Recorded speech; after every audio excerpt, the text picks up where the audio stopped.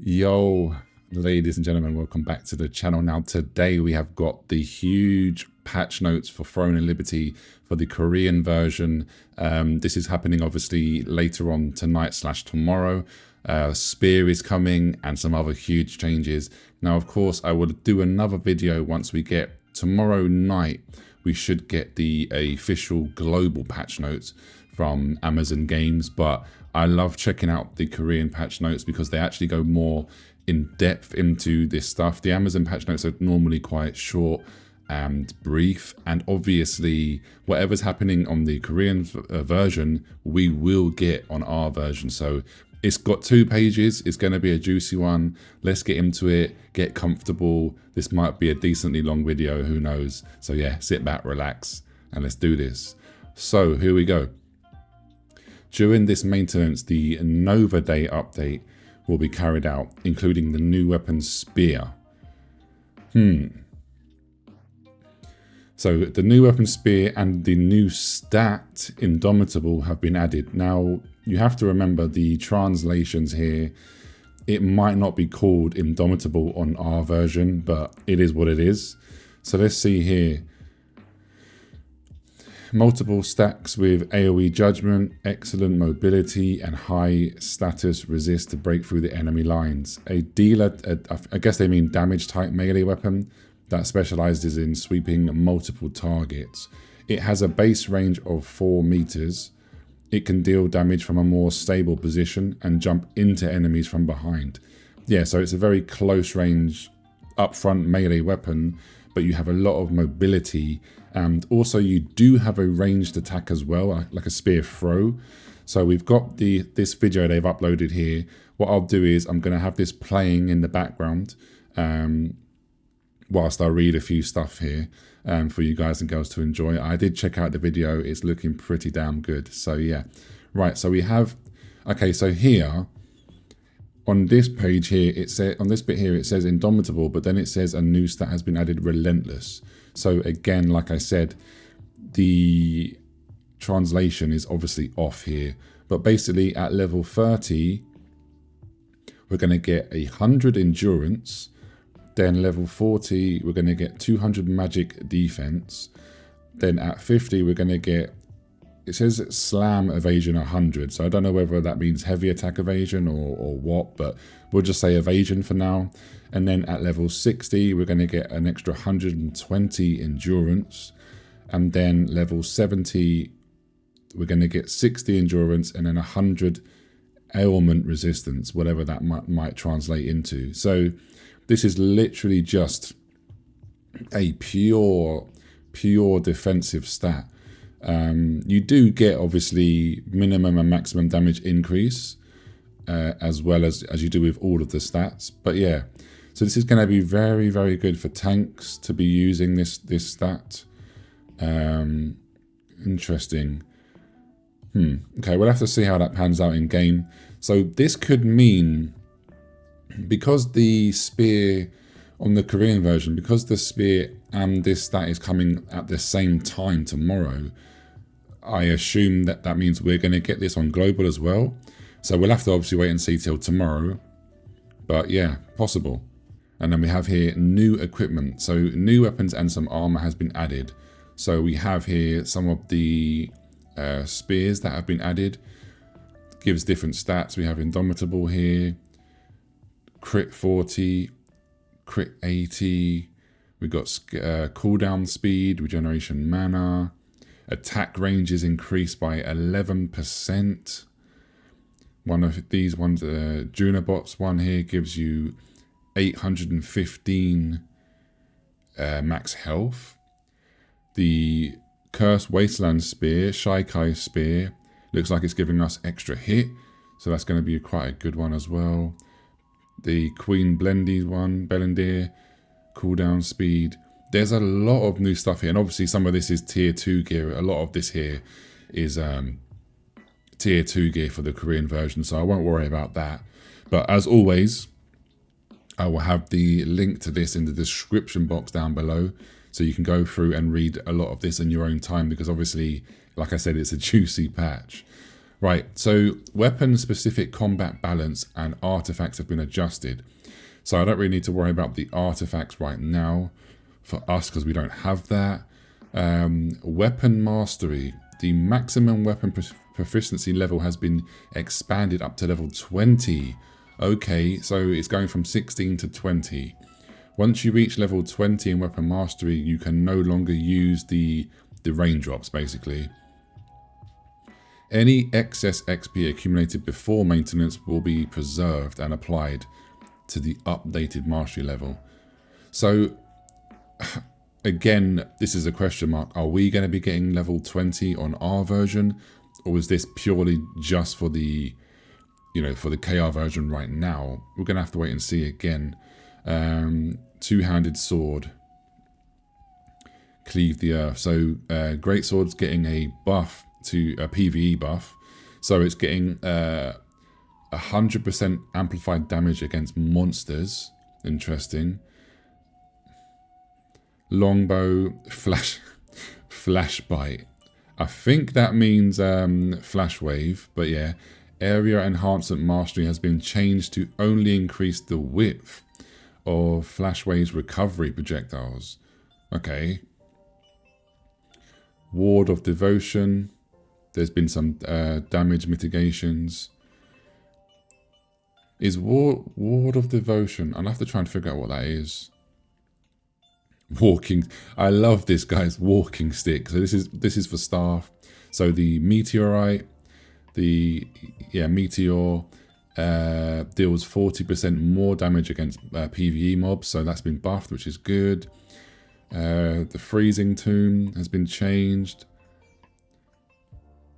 I'm not going to go through too much of these actually because I'm not sure if we're going to get these. I'll leave that for the global patch notes. But again, like I said, if you want to have a quick look on your own, obviously go ahead and do that. So I'll skip this because this is about the artifacts as well. So let's scroll down a little bit. A new purification stone has been added. Okay. So a new item has been added to the ability of the precious stone of purify, with some effects added. When you melt a new purification stone, you can get a rare purification stone back. Okay. So the rare one reduces debuff duration by 75% for 1 second. Interesting. Again, are we going to get this on our version?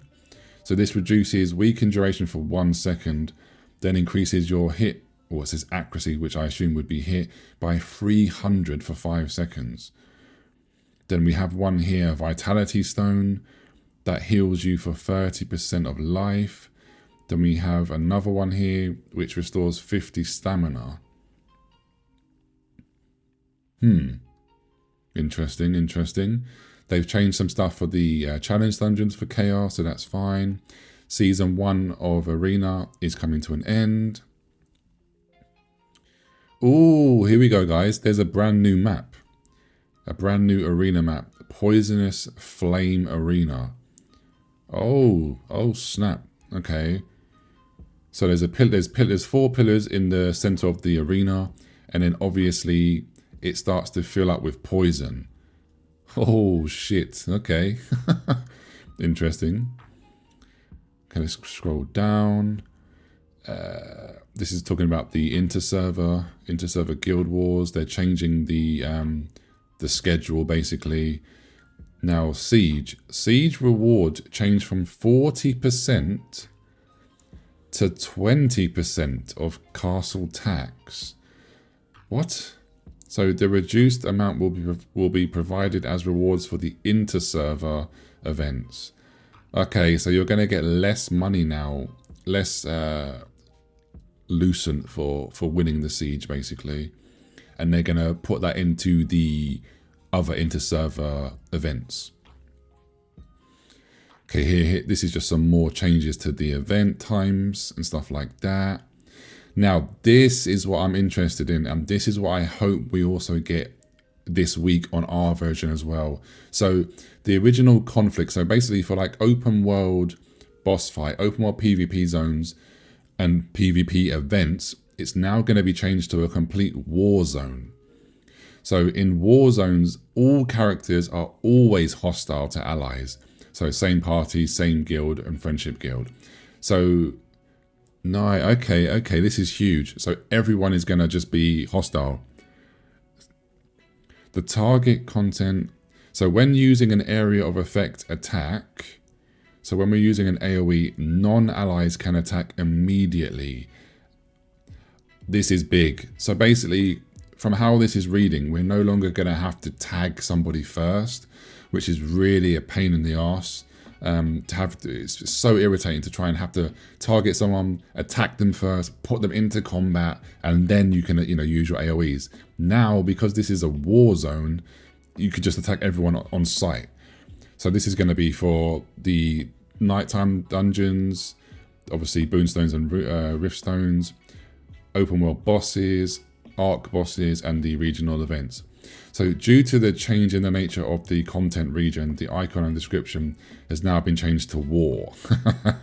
Nice, this is huge. I really hope we get this week as well. Loot rewards for war types, field boss and arc boss are only given to the top 30 of the top 30% of the total contribution of the same guild members. Okay, interesting. So let's scroll down here. Right, competition arena. The maximum number of players allowed in a single match has been increased to 300. So they're talking about the battlefield, the war. It's not really a battlefield, but you know what I mean. That mode basically. And the number of players per team has been increased to 72. So you can have a team setup of 6, 12, 18, 24, 30, 48, or 72 people. Okay. So it's gone up from 200. They're increasing it by 100 extra players, which is interesting. Some improvements to the controller. I'll go past this quickly. Anything else really big here? Oh yeah, the Hyperboost server on Korea is going to be starting as well this week. So if you do want to jump into the KR servers for whatever reason, you want to boost up your character, then I would recommend doing the Hyperboost Season 2, and I would recommend using Exit Lag. I have a referral code, little plug there, cheeky plug, in the comment section down below. So follow my link, and if you want to buy Exit Lag and jump into the Hyperboost server. Now, okay, so that is that. And then let's look at the second page. They're talking about system and quality of life. So what is new? Let's have a look here. A new system, the Fish Encyclopedia, is going to be added. Okay, so for all you fishers out there, you're now going to be able to have a Fish Encyclopedia. So you've got a little book here. It's been added that stores the fish that can be caught. Okay, interesting. A little bit for you fishers there. Nothing too exciting, but is what it is. When you catch a new fish, it's going to be added. Okay. All right, let's scroll past that. Battle settings has been added, which allows you to change the various settings at once, depending on the situation. Oh, hold on, what is this? So there's now 6 battle setting presets, and you can save and change them across multiple windows at once. Okay. Oh, this is the new. Yes. This is huge. This is what they showed us in the developer live stream. So we've got character info, which is our equipments and our stat sets. You have your skill quick slots. We have our guardians, stellars, destination, character names, automatic target selections, line of sight, number of characters. This is huge, guys. Okay. Again, fingers crossed we will get this quality, because they have always said, what I will say is they've always said from day one that we will always get like quality of life changes and certain events and weapons obviously at the same time as KR on the global version. So this is all quality of life. The the fishing encyclopedia, this battle presets is a quality of life. So in theory, we should get all of this. Again, like I said, I will fully confirm this tomorrow when we get the global patch notes. But yeah, there's no reason why we shouldn't get this. Added the ability to auto decline party invites. Yeah, that's whatever. The hostile guilds relationship has now been removed, which is great. That's to stop, obviously, the proper mega zergs that's been happening, where guilds have been basically using the hostile function to actually add more allies, basically, which is just, yeah, it's just cringe. So that's been removed. Guild distribution ownership decision time has been changed. Okay, that's fine. The kill log that previously recorded the results of hostile guilds has now been removed, because obviously there is no hostile guild section. The stellar vision they've removed. Yeah, okay, obviously that's been removed. Okay, no problem. They've added some more crests and stuff like that. Substance conversion has now been changed. Yeah, we knew that was coming. Obviously, we don't have that on our version yet. I wonder if we're going to get that sooner or later. We're adding the Sage system. Oh, this is what we have. We have this on our global version already. So we actually got that before Korea, which is interesting.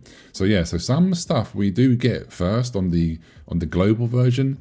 So yeah, it's interesting to see the certain things that we get first and then they get it after. So that's cool. Yeah, nothing interesting there. Reach level 55. Okay, so they're just literally talking about the Sage system and stuff like that. Growth diary. So yeah, nothing too... Oh, we're getting a new codex window. Interesting. So basically, they're just changing the look of that. It is what it is. I don't mind the one we have now, and I don't really mind this one. I don't really care. Okay, and then these are just obviously fixes, bug fixes. Showing us here the hyper boost system. There's a new battle pass, of course, in Korea. New packages. And then they've got some skins here. Yeah. So to celebrate the launch of the new weapons, a total of 14 spear weapon appearances will be cross-sold weekly.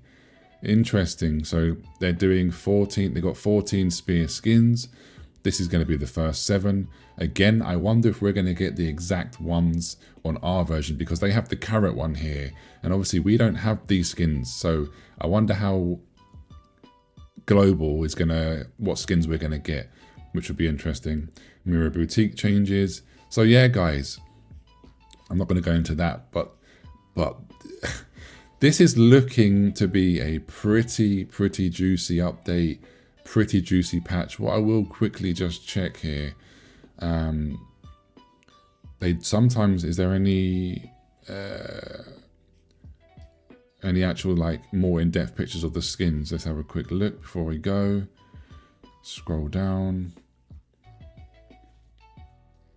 No, so there's no actual... They normally do like a skin showcase, which is what I was thinking, but apparently not on this one. So yeah, this is a juicy patch, guys, though. Very interesting. Again, like I said, obviously, in theory, we should get a lot of the quality of life. We're obviously getting the spear. The spear skills are looking great. Again, like I said, you should have seen the video playing in the background of the spear skills earlier. But yeah. Really excited, looking forward to this, looking forward to the weapon, looking forward to removing the hostile guild lists. And yeah, let's see. Hope you've enjoyed this one. Leave me a comment down below. Which spear combo are you going for? I'm going to be making a staff spear build.